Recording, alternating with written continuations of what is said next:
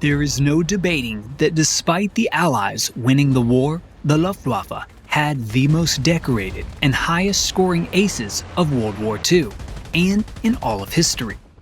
But one must raise the question, when scoring 50, 100, or even 200 aerial victories, how did these famous high-scoring pilots keep tally of these kills? And more importantly, how did they display these scores for both friend and foe to see? Let's investigate their detailed, decorative, and complex scorekeeping system painted onto the German fighters to understand exactly how the most storied aces in history kept up with their kills. The tallying of aerial victories begins at a surprising time for the German Air Force.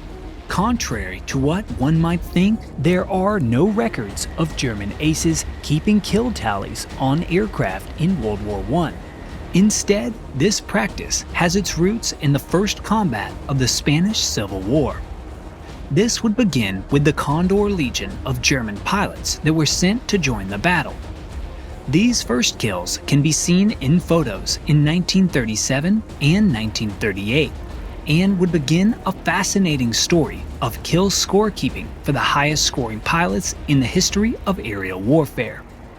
And to look at this early part of the story, the best case study of the tallying of aerial victories is none other than that of Werner Mölders, the first premier ace of the era for German air forces. Here we can see Mölders' Me-109C model used in the Spanish Civil War during his tenure with the Condor Legion, recognized by his unit's famed use of Mickey Mouse. Here he became the highest scoring pilot of the group, tallying 14 aerial kills in the conflict. And here we see our first example of kill tallying in history, with Mölders' victories painted onto the vertical stabilizer of his Messerschmitt. This example can be seen with detail as simple white rectangles painted onto the metal. It is a simple but clear indicator of his success.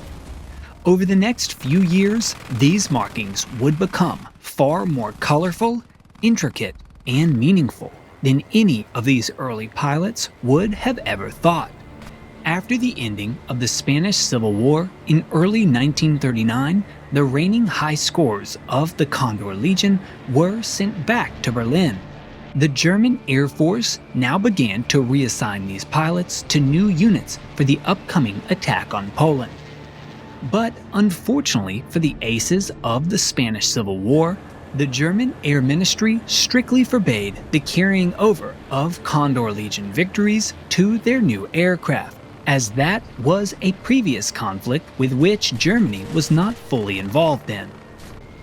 Thus, in September of 1939, when Germany invaded Poland and the Messerschmitt fighters once again took to the air, all vertical stabilizers started empty, with the scoring reset to 0. An even playing field for the pilots of the Luftwaffe. But this barren scoreboard would not last long.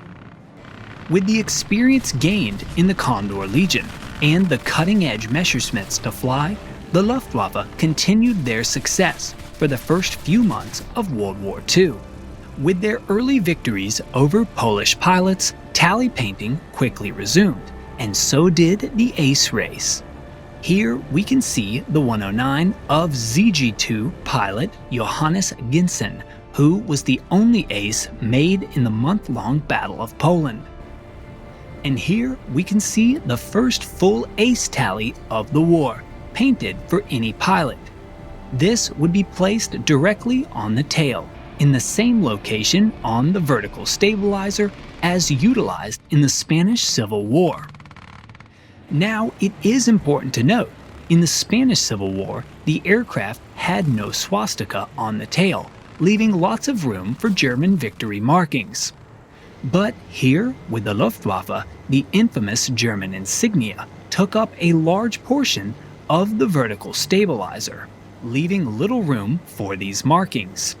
For now, it would work, since the scores were so low and tallies took up only a small surface area. But that would soon change. After the fall of Poland, the battlefield shifted to France, and soon enough, a new opponent fell into the crosshairs of the Luftwaffe's Messerschmitts. These French aircraft, like the Polish, quickly began to fall from the sky. Thus, more tallies were painted onto aircraft. But this short air battle with France presented two new problems for the tally keepers. First, it soon became clear that in the case of pilots like Werner Mölders, whose 109 can be seen here with 6 new tallies gained already, that space on the vertical stabilizer with the large German swastika would not last long. In addition, higher-ups in the German Air Ministry did not like the idea of the tallies distracting from what they believed to be Germany's all-important symbol. So a change had to be made. In late 1940, many units began shifting this scorekeeping to the actual rudder of the aircraft, as opposed to the vertical stabilizer. This created much more room for increasing tallies and solved their problems with higher-ups as well. And it was just in time. For pilots like Mölders were about to begin a streak that would have previously been thought unimaginable. With the Battle of Britain now here and the Battle of France already won, the second problem for the tally keepers soon became one of an unexpected sort: differentiation. With the tallies growing and the ace race becoming all the rage among not only the pilots, but also the German propaganda arm back home, aces wanted more detail in their scores. The aviators wanted to show off their skill, experience, and tenure as a pilot. So, towards the end of the air battle in France, a unique feature of tallies became commonplace. This would be the roundel of the enemy killed. This allowed pilots to showcase their number of Polish, French, or Royal Air Force aircraft destroyed. And in the case of Werner Mölders, once again, we can see just how this might look. At the end of the Battle of Britain, one of the Luftwaffe's leading aces has tallied on his rudder more than 50 enemy aircraft destroyed, with a great number of both French and British roundels painted atop the black rectangles. And this is where we can see some of the differentiation in style begin to appear across units. Upon looking closely, we can actually see that Mölders' tally has another interesting detail: the date of each respective kill. This too soon became a popular feature of aircraft across units and can be seen with many of the Luftwaffe's early aces. Here we can see a photo of Heinrich Ehler posing with his rudder in 1942, boasting 1 RAF kill and 31 Soviet kills, each marked with the date of the victory. Or here we can see a close-up of the tail of Otto Bertram, who not only has each RAF victory marked with a date, but also the geographic location of each claim as well. But this is not where the fascinating details would end for the skilled German aces. Sometimes groups would score ground kills, but these were often noted by turning the bar into an arrow pointing upwards. Or other times the aircraft type was indicated with words or a silhouette. And sometimes, in rarer cases, the roundel itself was painted by itself, excluding the bar. But the important thing is that the tally was kept, and it certainly was, as pilots from across the Luftwaffe battled to become the highest scoring ace, and getting the praise from the higher-ups in Germany. But before we get into the really fascinating features of German victory markings, let's talk for a moment about something that every fighter ace of every side has known: that a good shave makes the man. Except for him, get him out of here. Most fighter aces know this anyways. And the sponsor of this video, Henson Shaving, is changing the game. For decades, we have accepted mediocrity in shaving blades, irritation, burn, and all the rest. But now, Hinson has developed a razor unlike any other. By using real research on healthy shaving, they've created a sleek aluminum design with no plastic and a blade that extends 1/1000th of an inch from the shave plane. And to bring it all home, the Hinson razor is made in the same factory that has made parts for both the Mars rover and the International Space Station, so their quality is unmatched. So if you're tired of mediocre blades, head to the razor that is changing the game. Hinson. Go to the link below and use my code to get the most cutting-edge razor ever designed and the shave that every man deserves, all while supporting TJ3 History. Now, where were we? By the time 1943 came along, the mood of the war began to change. And the once dominant Luftwaffe began to see heavy resistance in their quest for control of the air. These first trials would come in the form of the American heavy bomber offensive, which saw the flying fortresses and liberators take on the German fighters. And after seeing how difficult these new opponents were to take down, many German aces felt the need to differentiate these claims even further by placing a marking in the tally or even splitting the tally itself into 2 bars. In addition, around this time, many German pilots were attempting to counter the RAF night bombing campaign, scoring night kills against British Lancasters using radar and moonlight. These kills also appropriately were differentiated by using a black colored bar, and sometimes even by putting lines through the bar. But besides these, there is one important feature to the German ace race that developed in the early years of the war that trumps all other tally markings without a doubt. And this would be the ornate milestone roundel. Originally, when the first German aces hit high milestones like the century mark, a simple 100 was added, as can be seen here on the plane of Werner Mulders in the Eastern Front.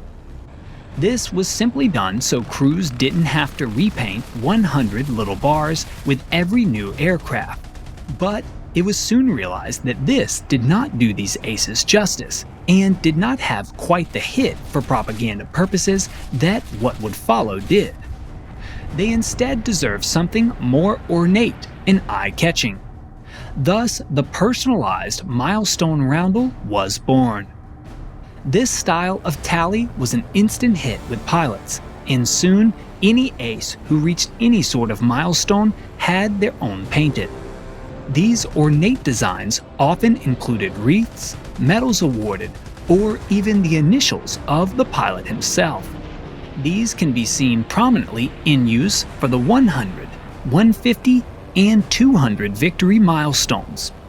But they were soon also utilized for lower achievements as well. Here are just a few of the eye-catching designs. The 100 kill wreath on the 109 of Heinz Bahr, and later his 200 kill wreath with his medal painted inside. The 202 kill mark of Hermann Graf, at this odd number because he had just changed aircraft.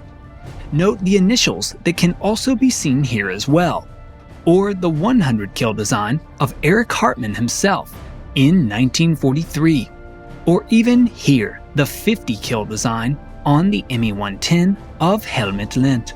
Note here many of the features we've reviewed: the swords of his medal, the roundel of his opponent, his name and rank, the date of each kill, and also the line through the bars for his night victories. Regardless of how they were presented, these ornate designs quickly became the most coveted piece of art on any aircraft in the Luftwaffe. But they would not be the only ones who valued them. Interestingly, these rudders with kill markings also quickly became some of the most prized possessions of souvenir hunters on the Allied side of the conflict. Whenever a German fighter was brought down and these pieces were intact, the most sought-after piece of the entire aircraft was the kill marking or milestone roundel if it had one. Soon enough, any time an aircraft was downed over Britain, by the time an RAF official or personnel could get to it, many already had the rudder missing, as it was made of fabric and easy to take. This is why the few that still survive today are worth a great deal. In addition to the hunters on the ground, however, by 1944, these designs and tallies also began to attract attention in the air. Attention which was not the kind that German pilots would want. Allied pilots were soon able to identify that these markings were indeed the sign of an elite German ace, and likely a commanding officer. This made them immediate targets for American and British fighters, and over time, some of the German higher-ups came to the conclusion that these markings were causing their most valued pilots to be called out and hunted by the Allies. So the practice was officially discouraged by the German Air Ministry, and while some units did comply, others did not. But in addition to this order, other factors began to come into play that made tally keeping less common and less ornate later in the war. With Germany losing the conflict by all accounts in late 1944, pilots were running low, and aircraft were taking more damage. Thus, more and more planes were utilized by German fighter groups, and pilots were, more often than earlier in the war, changing aircraft. So it understandably became increasingly difficult for pilots to tally their scores on a single plane.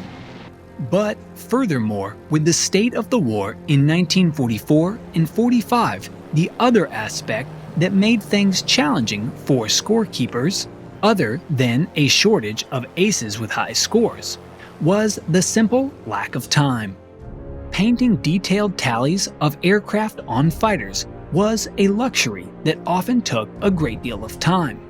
And time was one of the things that ground crews and pilots simply did not have during this late stage of the war.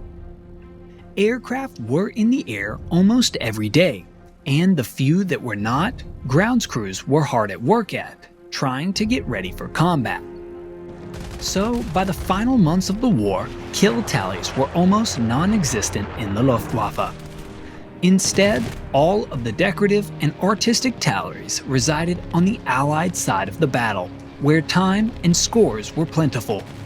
But in the early stages of the war, and even throughout the conflict, when German aces displayed their combat victories for all to see, there was perhaps no other side that did it in a more detailed, ornate, and memorable fashion.